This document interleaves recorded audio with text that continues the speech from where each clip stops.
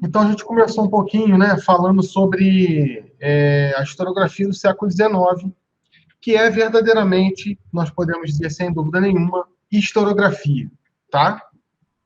O que a gente tinha antes era historiografia, sim, mas não a historiografia que nós conhecemos hoje, com os critérios que nós temos hoje, entende? É a mesma coisa a gente pegar esse arcabouço e colocar em outras ciências. Por exemplo, a gente pode falar de medicina no mundo antigo? Sem dúvida nenhuma, principalmente na Mesopotâmia, tá? Hoje é sabido que a medicina não começou na Arábia, tá? Não começou na Grécia, e sim na Mesopotâmia, tá? Principalmente no território arábico, tá? Hoje é a Arábia Saudita. Tá, mas tem como comparar a medicina da Arábia Saudita 4.000 anos antes de Cristo e comparar a medicina de hoje? Não, um abismo. É exatamente essa a modulação que eu faço quando se fala de historiografia antiga oriental, antiga clássica Grécia e Roma, medieval e moderna. Claro que quanto mais eu me aproximo da historiografia do século XIX, mais próximo essa realidade se espelha com a minha hoje. Entende? Vamos tentar fazer uma outra modulação. Pense dos transportes. Dos transportes no mundo antigo. Nos transportes no mundo antigo clássico. Nos transportes no mundo medieval. Nos transportes no mundo moderno. Nos transportes do século XIX. Opa! Quando eu chego nos transportes, Eduda, boa noite. Nos transportes do século XIX, eu já me aproximo um pouco dos transportes que eu tenho hoje. Qual que é o advento do transporte do século XIX? O trem, tá? Então, eu vou ter um pouco mais de velocidade. No início do século XX, eu já tenho carros sendo produzidos em massa, tá? Principalmente por Ford, Ford T, tá? Então, eu vou me aproximando. Assim acontece com a historiografia. A historiografia moderna não é ainda a nossa historiografia, mas, de certa maneira, todas as historiografias, ou historiografias entre aspas, que foram apresentadas ao longo desse caminho, vão construindo as historiografias que vão se suceder nesse mundo dito mundo contemporâneo, a partir do século XIX. A gente vai ter, você já disse um pouco, a ciência e a erudição e o enciclopedismo. Claro que a nossa historiografia hoje também não é só isso, porque nós tivemos críticas ferozes, tá? E extremamente bem fundadas a esses historiadores do século XIX. Claro que hoje nós ainda defendemos não o enciclopedismo, tá? Colocar o conteúdo histórico do mundo inteiro num livro só. Por isso, gente, fujam de livros que tenham a seguinte nomenclatura: o livro de ouro da mitologia grega. Essa porra não existe, tá? O livro definitivo de história do Brasil. Não existe isso. É impossível você condensar em um livro qualquer conteúdo que seja. Entende? Só se for, de repente, a história do teu bairro, a história da tua rua, a história da tua família.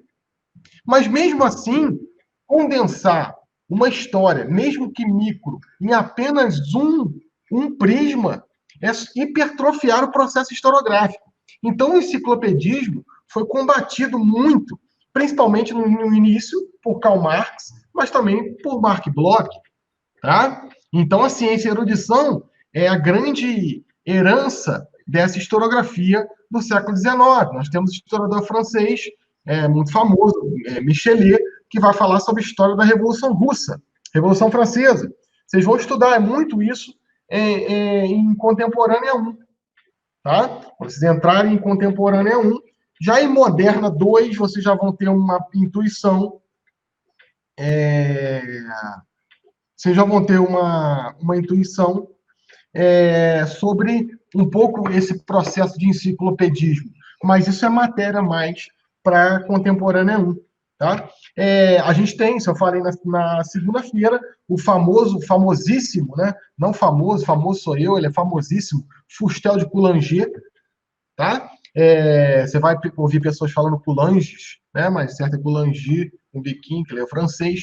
A história não é uma arte, é uma ciência pura, tal como a física e a geologia. O Fustel de Coulanger ele vai estar fazendo aqui uma apologia da história, entende? É claro que eu não tenho como colocar no mesmo saco, no mesmo bojo, no mesmo pote, física, geologia e história. Não tem como. Por quê? Tanto a geologia quanto a física são ciências empíricas. São ciências que não são especulativas. São ciências, presta atenção nessa frase, hein? São ciências em que a lógica aplicada, no final, é um produto. Entende isso? São ciências, isso é Bruntamancold, tá? São ciências que, no final, da lógica aplicada, surge um produto. Pô. Eu vou aplicar os ditames da lógica, os ditames da razão, as contraposições, as experimentações, e no final eu vou ter uma coisa. Qual que é a diferença das ciências humanas? Eu vou fazer o mesmo processo. O mesmo processo. Eu vou aplicar lógica, eu vou aplicar razão, eu vou aplicar os ditames da consciência, eu vou aplicar experimentação não físicas, mas experimentação de ideias, combate de ideias, e no final eu vou ter uma ideia, uma preposição, um discurso, uma ideologia que seja. Entende a diferença? Claro que nesse momento ele está num momento especial da história. Ele está num momento em que a história está se reafirmando história. Como eu disse, eu não vou entrar muito nessa seara, porque vocês vão ter uma disciplina disso, tá? Que é a historiografia. E, sem dúvida nenhuma, vai avançar nessa questão, principalmente da historiografia do século XIX também. A gente vai ter Montesquieu, tá? Também com biquinho, né? O Espírito das Leis, o famosíssimo Tocqueville. Né? Então, a historiografia do século XIX é uma historiografia que tem os famosíssimos pensadores, que eu disse para vocês na aula passada. Né? Nós temos, entre outros, Hobbes, etc., que vão formar tudo que você precisa saber sobre, né? Que vão formar a base do nosso Estado moderno. Claro que quando você estuda um pouco dos textos clássicos, como eu disse em algumas aulas passadas, você vai percebendo que Montesquieu, Tocqueville, Hobbes vão beber de textos clássicos. Falar que Hobbes fundou o Estado é o Estado tal como a gente conhece agora. Porque vocês lembram lá na nossa aula de Grécia e Roma, como eu fui mostrando de uma maneira muito tranquila, que o legislativo, o executivo e o judiciário já existiam no mundo romano e grego. Tá? É a mesma coisa a gente querer comparar a pedagogia de hoje com a pedagogia do mundo grego. A pedagogia de hoje é muito diferente da do mundo grego. Mas quem gerou esse processo foi o mundo greco-romano. Entende? Então a gente tem as bases do mundo que a gente vive hoje com esses grandes pensadores, né, que são historiadores do século XIX. E aí, nesse final do século XIX, a gente já vai ter uma crítica a esse processo. A esse processo, principalmente, não simplesmente do Montesquieu, não simplesmente do Tocqueville, mas ao processo criado pelo positivismo, empreendido por Augusto Comte, que vai dividir o mundo em 3 estágios. O estágio teológico, o estado metafísico e o estado positivo enciclopedista. E a história vai ser contada alijando. O que isso quer dizer? O que é alijar? Retirar o grande motor da história. E aí o Marx vai colocar quem como motor da história? O processo de evolução histórica no materialismo histórico vai ser o proletariado. E não apenas o proletariado em si como pessoa e indivíduo, mas vai ser aquilo que ele produz. E ele vai criar toda uma ciência em torno disso, tá? E aí depois vai partir para um processo chamado de historicismo, tá? Que é a base do materialismo histórico. Eu vou fazer todo um processo de evolução histórica a partir do que esse sujeito vai produzir. E ele vai fazer também uma crítica ao século XIX em si. Por quê? Para entender o pensamento marxista, você precisa primeiro entender aonde ele está. Ele está no berço da Revolução Industrial. E não da primeira Revolução Industrial. Estou falando da segunda Revolução Industrial. Essa semana eu estava ouvindo um comentarista na televisão, e muito famoso, inclusive, muito bom, e ele falando que o conceito de racismo foi evoluindo ao longo dos séculos. Tá? Foi evoluindo ao longo dos séculos. Por exemplo, hoje é comum nós falarmos o termo xenofóbico. Por exemplo. Hoje é comum a gente ouvir isso. Por exemplo, quando a gente vai em determinado lugar e a gente faz um comentário sobre os habitantes que moram lá. Ah, esse cara é assim porque ele mora aqui. Comentário xenofóbico. Há 20 anos atrás, gente, esse termo já existia, mas você não ouvia. Por quê? Existe uma evolução dos pensamentos e das nomenclaturas. Isso não é características apenas do Marx. Quem vai fazer isso com uma certa desenvoltura, tá? São os fundadores do Partido Comunista Italiano, tá? Gramsci, principalmente, tá? Que não é, ele fundou o Partido Comunista Italiano, mas ele foi o grande idealista do partido, tá? E também um famoso chamado Norberto Bobbio, tá? Famosíssimo, inclusive tem um dicionário de política do Norberto Bobbio, que é um dicionário que todo mundo que estuda história, todo mundo que estuda sociologia, ciência política tem que ter, tá? Vale muito a pena. Então, a gente vai perceber que o processo de exploração do trabalho vai se modificando ao longo do tempo.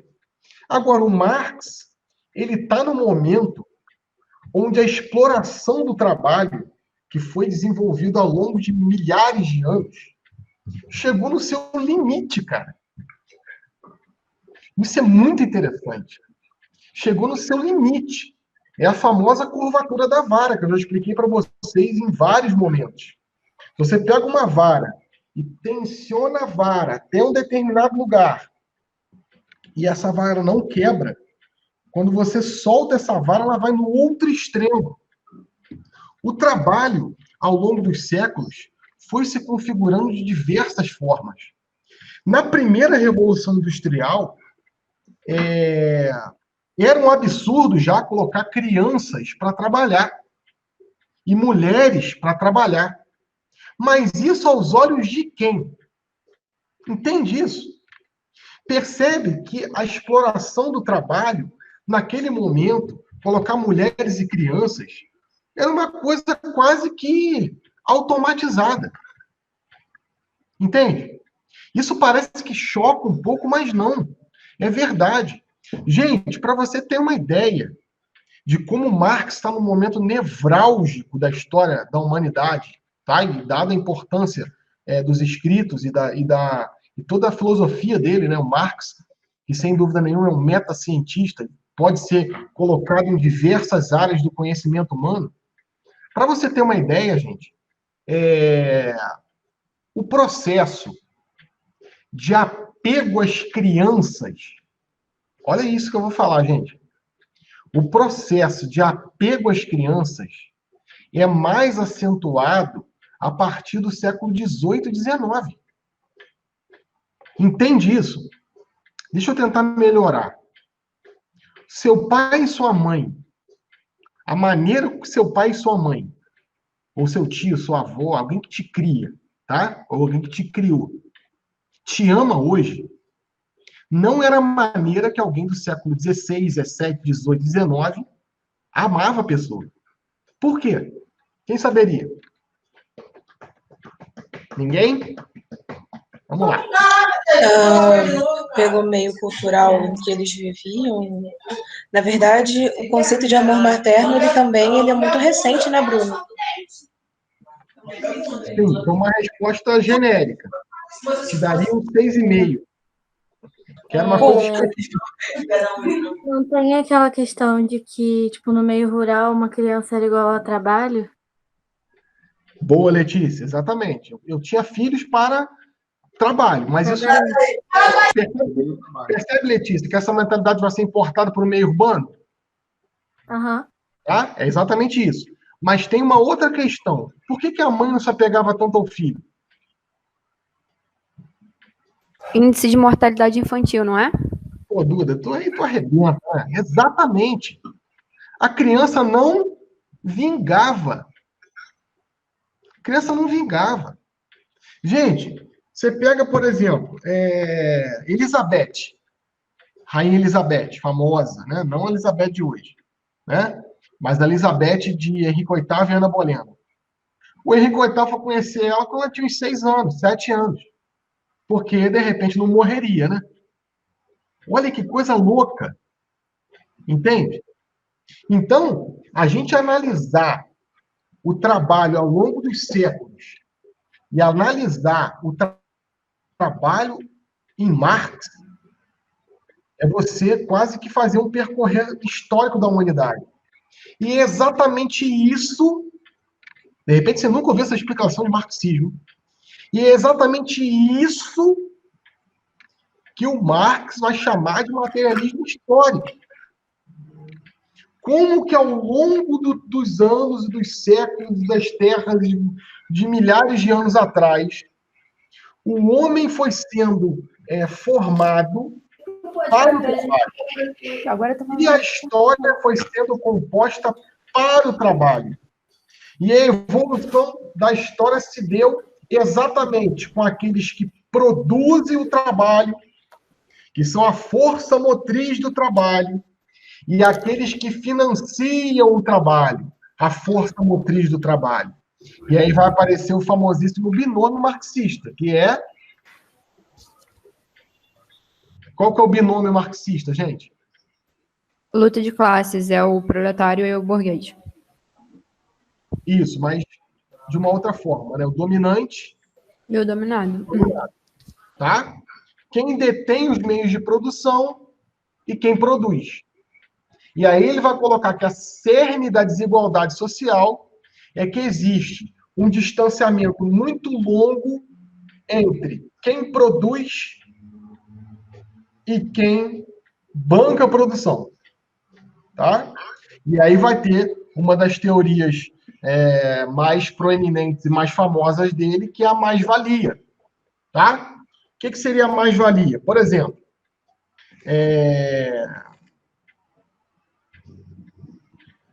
vamos colocar que eu sou um trabalhador da Logitech, tá? Que é essa câmera aqui que eu estou usando aqui. Tá? Se esse vídeo viralizar, de repente a Logitech me manda um presente, tá? Ó, e mouse também é da Logitech, ó.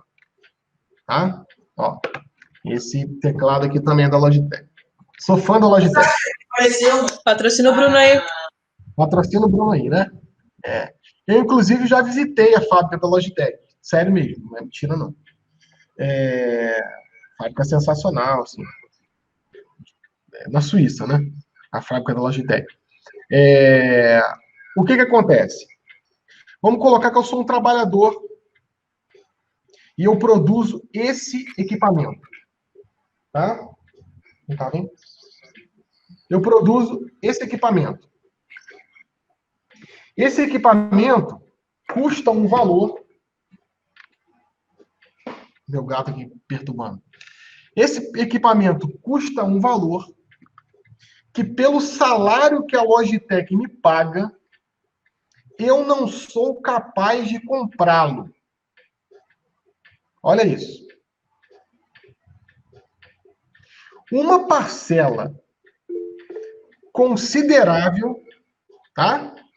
Uma parcela considerável dos trabalhadores vai trabalhar a vida inteira e não vai conseguir consumir aquilo que ele mesmo produz. Isso é muito interessante. E triste, né? Digamos assim, você trabalha numa Ferrari. Exatamente. Tá, mas aí, Mauro, é o extremo, né? É o extremo. Tá? Não necessariamente você trabalha não necessariamente você trabalha na NASA e você vai ter um foguete. Entende? A gente sabe que existem os extremos. Pô, o cara trabalha na Ferrari, mas ele nunca vai ter uma Ferrari. Pô, até aí, pô, é razoável, entende? Mas, por exemplo, vamos colocar que o cara é o cozinheiro do Majórica, em Petrópolis. Tu conhece o Majórica, Mauro? Em Petrópolis? Olha, nunca foi. Não, ainda não tive essa oportunidade, não. É bom lá? É bom, mas é caro, né? Eu posso apostar com você que o cozinheiro do Majórica jamais levou a família dele toda para almoçar lá. Olha, isso é terrível, né? Ele produz e não consegue produzir. E não consegue comprar aquilo que ele produz. Isso, sem dúvida nenhuma, gente, é a grande genialidade do Marx. Tá? A mais-valia. Vale a pena. Está lá no tomo 2 do livro do Capital. Reitero, para quem quer se aprofundar um pouco no marxismo e no materialismo histórico, né, que vai gerar o comunismo socialista, que ainda causa um furor, principalmente como é que é o nome daquele país? Espera aí que eu vou lembrar. Na Coreia do Norte, tá? E nos diretórios acadêmicos dos cursos de humanos das universidades. Você quer se aprofundar um pouco disso? E aí não ler pessoas que escreveram sobre Marx ou pessoas que, de certa maneira, subtraíram o pensamento do Marx, como, por exemplo, o próprio Gramsci, o próprio Althusser, que vai criar os chamados aparelhos ideológicos do Estado, mostrando que o Estado cria um aparelhamento ideológico, que seria a escola, a igreja e a polícia. Tá? Interessante. Você pega, por exemplo, depois Foucault, com Vigiar e Punir. Depois você pega também, dentro da sociologia, Pierre Bourdieu, com o processo de criação de identidade. Então, você está lendo Marx na voz de outros autores.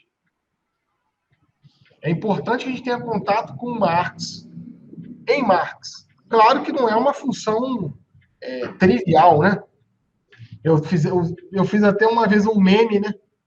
Eu estou numa formatura, se vocês zapearem meu Facebook, vocês vão ver. Eu estou numa formatura, né? Aí eu estou de toga lá, direitinho, né? Eu estou com a cara assim, tipo... Se alguém está falando alguma coisa, eu estou achando engraçado. Tiraram uma foto, eu com aquela cara assim meio que de deboche, né? E eu coloquei assim, quando alguém diz que leu O Capital do Marx. Porra, é um livro, não um livro, são vários livros, né? E tão erudito que não são poucos mortais que leram Marx. A gente fica brincando entre os, né? Quem estuda um pouco isso fala que nem Althusser leu Marx, né? Porque é extremamente complexo, tá? A gente vai ter escamas do processo do materialismo histórico. Hoje, o materialismo histórico está presente, claro, mas não como em Marx, não como em Althusser. Hoje a gente tem a proeminência da escola de Frankfurt, com Adorno, com Horkheimer. Isso vale muito a pena ler. Né? Tem um livro que eu gosto muito, inclusive já apresentei algumas vezes na faculdade, tenho textos publicados sobre isso, que é Dialética do Esclarecimento, mostrando como que o mundo vive isso. Walter Benjamin também é fantástico, né? Também está dentro da escola de Frankfurt. E eu acho um dos mais complicados dele, né? Apesar do Horkheimer ser muito complicado também. Ele vai falar, o Adorno e o Horkheimer vão falar da indústria cultural, tá? E como que isso é trabalhado numa indústria do capitalismo. Então, por exemplo, a gente vai chegar agora, Dia dos Namorados.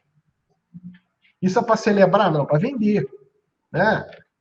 Dia dos Pais, Páscoa que passou, e aí vai, sucessivamente. Né?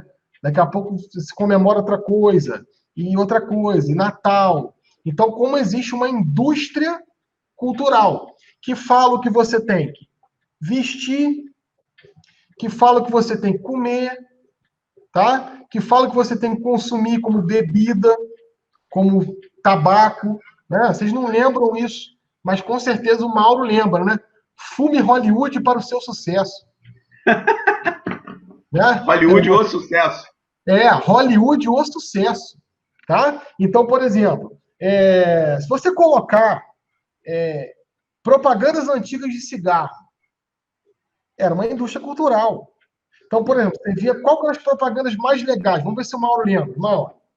As duas mais legais, Não. Você já falou, do Hollywood. Isso. E a outra é a Coca-Cola. Não, de cigarro. Hollywood e... Hollywood. Cara, eu diria que é do Carlton, talvez. Carlton, Marlboro. Marlboro também. Lembra as propagandas do Marlboro? Cara, as propagandas... Marlboro era sempre o cara. Cara, as propagandas do Por isso que veio terra de Marlboro, né? Cara, as propagandas do Marlboro era sempre assim, cara, os caras lindos, sabe? Que nunca colocaram cigarro na boca, tá? E assim, era sempre cowboy, sempre lugares assim paradisíacos, né? E aí no final ele ia Marlboro. Então, o que é isso? É uma indústria cultural. Então você tem que comer aquilo, usar aquilo. Se você não usar aquilo, você está out. Entende? Você está fora. Você está fora da moda. Entende isso? Que é uma indústria verdadeiramente cultural. Tá? Tem um filme que é muito engraçadinho, mas que é uma crítica a essa indústria cultural. Não sei se vocês já viram. O Diabo Veste Prada. Não sei se alguém já viu. É meu filme favorito. O Diabo Veste Prada. Aquilo é uma crítica à indústria cultural. Parece que é uma apologia, mas não, é uma crítica. Há uma crítica que uma pessoa pensa num vestuário e numa maneira de ser e de uma maneira de viver, e se você não copia aquilo veementemente, você está fora. Se você não coloca no seu Facebook que você é antifascista, antinazista, antiflamenguista e que você não é racista, automaticamente você se torna racista, flamenguista, entende? Também é uma indústria cultural.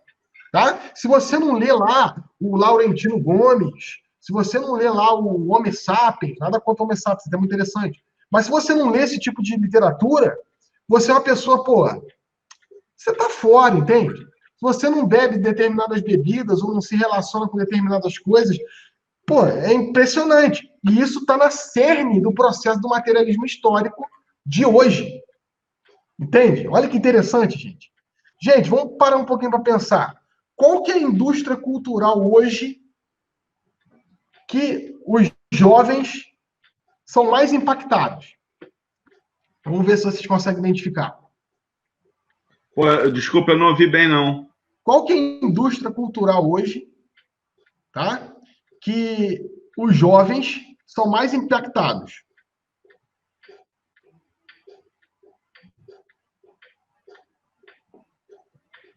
O que vocês acham? E que se a pessoa não for, não fizer, não participar, não botar no Facebook, não botar no Instagram, a pessoa até se espanta, né? Nossa, você não faz isso? O quê? Política? Participar? Não. Participação? Quem dera. Quem dera, Duda. Não, mas é porque o pessoal quer fazer parte de movimento social e tudo mais, quer Sim, botar mas- que fez isso, que fez aquilo. Sim, mas muito dentro do nosso campo de realidade, né, Duda? Então, por exemplo, tu vai ver um professor de história, vai ser uma pessoa politizada. Você vai ver um professor de sociologia, vai ser uma pessoa politizada, um professor de geografia, ou um professor de maneira geral, né, mesmo que seja de uma área humana. Mas eu estou falando de pessoas comuns. Tá? Zapeia lá o teu Facebook. O meu Facebook tem pessoas que não são politizadas. Tá? Tem pessoas extremamente politizadas.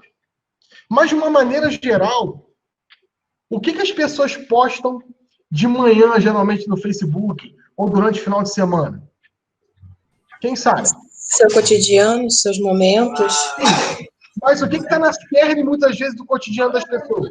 o exibicionismo, Sim, mas em quê? em, Malhação? mos- em Opa! mostrar, em mostrar Malhação. que a sua vida é melhor ou é perfeita. Chegamos no ponto. Sim, isso tudo, Fafá. Eu quero mostrar que minha vida é linda, minha vida é próspera. Eu estou aqui na minha casa jogando sinuca e eu sou fodão. É isso. Tá? Mas o que as pessoas querem mostrar? O Mauro disse. Percebe, Duda? Tá? É a cultura do fitness. Entende? Se você aparece tomando um copo de cachaça e comendo uma carne gordurosa, amigo, você tá out. Tá? Não. Você tem que comer alguma coisa sem glúten. Tá? Você não pode comer carne. Você não pode beber bebida alcoólica. Entende? É uma indústria também cultural. Cultura do veganismo, que está na moda, o pessoal dizer que é E outra vegano. coisa, a pessoa faz questão de colocar, olha, o hoje está pago. E assim, até que ponto, eu não estou aqui criticando as academias, tá? Eu não estou aqui criticando a educação física. É diferente. Uma coisa é você praticar esporte, gente, por saúde. Eu pratico esporte por saúde. Beleza. Eu adoro praticar esporte. Gostei muito durante muitos anos. Joguei muita bola. Não muita no sentido de qualidade, mas joguei bastante, jogava bastante futebol. Quase 2 vezes por semana. Hoje eu pratico esporte, é um esporte que eu detesto. Por conta de saúde. Tá? Eu faço montanhismo, mentira. Eu faço caminhada. Eu caminho. Por quê? Porque eu tenho um problema na cervical. E se eu não caminhar, se eu não correr um pouquinho... Mas tu acha que eu gosto? Você já viu algum dia eu botando uma porra de uma foto de hoje tá pago? Jamais. E isso é uma indústria dentro do processo de evolução do materialismo histórico. Entende, gente? Que quando as pessoas falam assim, o pensamento de Marx acabou. Não, não acabou não. Ele foi se adequando ao longo do caminho. Para entender um pouco o pensamento de Marx hoje, é interessante, sem dúvida nenhuma, estudar a escola de Frankfurt. Qual que é a minha crítica ao marxismo? E a crítica um pouco também do Mark Bloch. É querer você querer colocar todos os aspectos da evolução humana em apenas um binômio. Que aí sim, que a Duda falou, que a Letícia também falou, a luta de classe. Tá? A luta de classe, sem dúvida nenhuma, é o binômio marxista. Dentro de dominante e dominado. Sempre terão mais pobres e mais ricos. Isso não é um problema. Tá? Isso não é um problema. A igualdade, não apenas dentro do materialismo histórico, mas dentro do processo de social-democracia, não é que todos tenham a possibilidade de comer lagosta, gente. Entende? De que todos tenham a capacidade de ter uma Ferrari. De que todos tenham a capacidade de ter um carro importado do ano. O problema é que a gente tem um cara que tem a capacidade de comer lagosta e lá no topo da base tem alguém que não tem nada para comer. Entende? Qual que é a diferença do Brasil para os países que já ultrapassaram essa marca do bem-estar social? Por exemplo, eu falei lá da Suíça, né? Por exemplo, você pega uma pessoa rica na Suíça ou uma pessoa milionária na Suíça, tá? Ele vai ter lá um barco para andar no lago. Aí você pega uma pessoa pobre. Essa pessoa vai ter a capacidade no final de semana de alugar um barco. Porra, entende a diferença? Essa pessoa que é pobre vai ter o que comer em casa. Essa pessoa que é pobre vai ter acesso à internet. Essa pessoa que é pobre vai ter acesso à educação. Eu não estou falando que todos têm que comer caviar ou lagosta. Entende? E vocês estão ouvindo isso de alguém que não é socialista. Percebe isso, gente? Entender que existe uma desigualdade histórica e que essa desigualdade em alguns lugares são extremas, porra, basta ser gente para perceber isso. Entende isso? Não estou falando que todo mundo tem que ser igual. Isso é um socialismo utópico. Isso não deu certo em lugar nenhum. Então, se eu tenho esse mouse e a outra pessoa não tem, eu desaproprio o mouse do Bruno e compro 2 mouses num valor menor, para todo mundo ter. Isso não funciona em lugar nenhum. Sabe por quê? Quando o Estado me desapropriar isso, ele vai captar o dinheiro para ele. Aonde que aconteceu isso? Na Rússia, principalmente. Que foi um dos únicos lugares que, num determinado momento, a revolução foi triunfante. A revolução meio que deu certo. A revolução foi pujante. E teve um crescimento assim, ó. Só que depois o Estado ficou tão grande, tão grande, tão grande, tão grande, tão grande, tão grande, que se tornou opressor. Entende? Agora, perceber que existe desigualdades e que as desigualdades vão acontecer e que desigualdades nunca vão deixar de existir, mas que a desigualdade não pode ser tão distante de uma certa feita que quem está no topo come caviar e quem está na base não come nada. Tinha que se aproximar um pouco, né? O que come o caviar descer um pouco mais e descer um pouco, e o que está na base se aproximar. Para que, de certa forma, as coisas, presta atenção nessa frase, que essa porra também é bruta Mancold, né? Que de certa forma, as coisas que distanciem uma classe e outra sejam coisas o quê? Fúteis e não fundamentais. O que seria uma coisa fútil? Porra, um carro do ano todo ano. Eu vou trocar de carro todo ano. Isso é uma coisa fútil. Tá, mas quem é pobre pode ter um carro. Entende a diferença? Tá? Quem é pobre pode entrar no carro. Para terminar, aí a gente vai entrar em outra questão, né? Ah, Bruno, mas aí entra a questão da meritocracia, né? Cuidado, minha gente. Cuidado. Para não confundir meritocracia com mérito. Meritocracia é uma invenção. Mérito é uma realidade. Deixa eu tentar me explicar.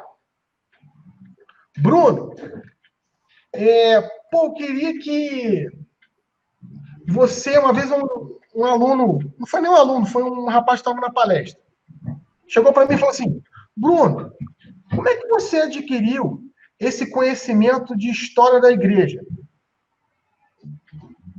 Estudo. Brinquei com ele, foi por osmose. Não foi por osmose. Tá? O que foi? Muito esforço, muito trabalho, muita leitura. Tá? Se você se esforçar, se você acordar cedo, se você tiver leitura, você pode um dia chegar a ter esse conhecimento. Pode? Pode.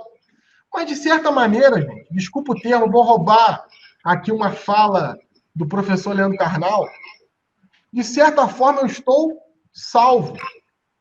Por quê?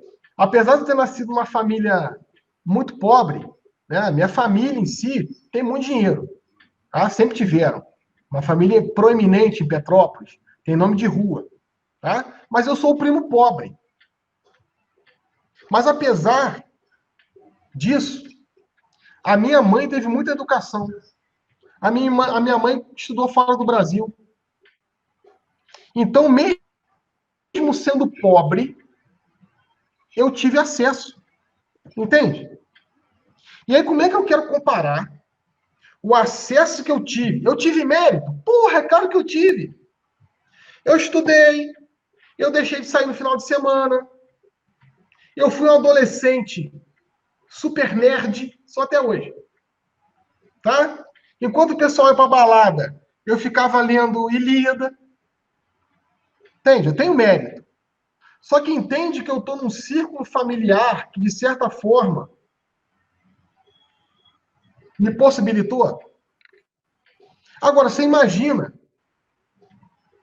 um negro que mora na favela, só para contextualizar o momento que a gente vive hoje.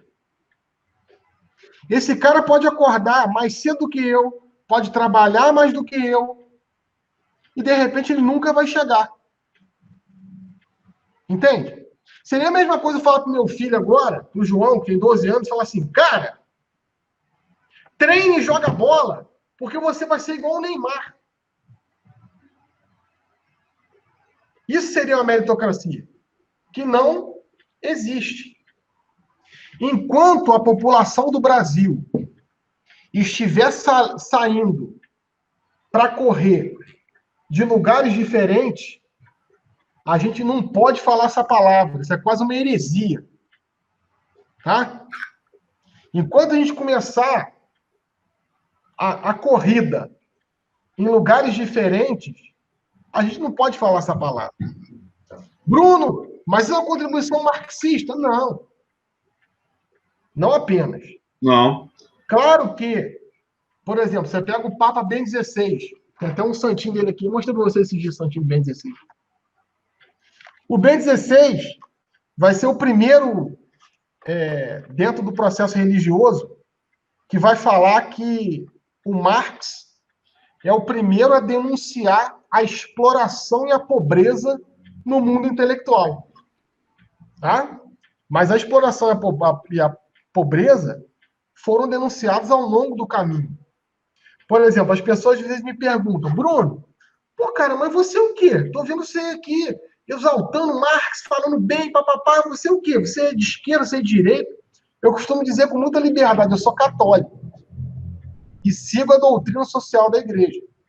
A doutrina social da igreja não é nem de esquerda, nem de direita. Porque a doutrina social da igreja vê tanto no iluminismo, tanto no capitalismo, que foi primeiro, lógico, tá? Quanto no processo de materialismo histórico, no processo de comunismo, erros graves. Se no capitalismo o centro das relações é o dinheiro, no socialismo o centro das relações é o Estado. Então ela faz uma terceira via, vale muito a pena. A gente vai estudar isso um pouco na aula de História e Cultura Cristã. Você segue a doutrina social da igreja. Isso. Então você é um social cristão. Não necessariamente. A palavra social cristã não nasce dentro da Igreja Católica. Nasce dentro do protestantismo americano. Tá? Eu colocaria que eu sou católico. E aí eu sigo alguns princípios que a doutrina social da igreja elenca, que são 4 princípios. Princípio de subsidiariedade. O que significa? O Estado tem que socorrer, sim. O Estado tem que dar subsídio, sim. Se eu tenho a capacidade de pagar uma escola, ótimo. Mas quem não tem, o Estado tem que dar. Tá? Princípio de participação e bem comum. Os bens naturais são de todos. Então, significa que tem uma destinação universal dos bens. Então, subsidiariedade, bem comum. Princípio de participação. Todos devem participar dos processos. Então, por exemplo, para quem é católico e fala que é apolítico, é quase uma heresia. É um erro histórico dizer que católico não se mete em política. Católico tem a obrigação de se meter em política, porque senão você mata a sua fé. Como é que você diz que é católico, mas não quer se inteirar nos processos que falam sobre o futuro da sua vida e da vida dos seus convivas, tá? E o princípio, basicamente, de subsidiariedade, participação, bem comum, basicamente os três, tá? Vai ter um desdobramento do de participação, mas agora que não me vem aqui na memória, mas depois eu posso lembrar e falar para vocês. Fica tranquilo que eu vou dar aula disso em História e Cultura Cristã. Então, a minha crítica ao materialismo, basicamente, é você colocar, eu já estou terminando, faltam 2 minutos, é você colocar a evolução histórica apenas da luta de classe na produção. Tem mais coisas. O Bloch vai criticar isso em Marx. E aí que é interessante. Ele critica isso sem excluir. Esse é o ponto. Não tem como você excluir que existe uma luta de classe. Não tem como você excluir que tem dominantes e dominados. Não tem como você excluir que tem proletário e burguês. O Bloch vai dizer, beleza, mas não é só isso. E aí entra as ciências sociais para analisar não apenas um prisma da sociedade, que é a economia. A análise materialista vai ser extremamente economicista. Tá? E a análise do Bloch vai ser mais voltada para as ciências sociais. Na segunda-feira, a gente vai falar um pouco do Bloch, tá? E eu vou terminar a aula e vou passar o trabalho para vocês para outra segunda. Não fiquem preocupados.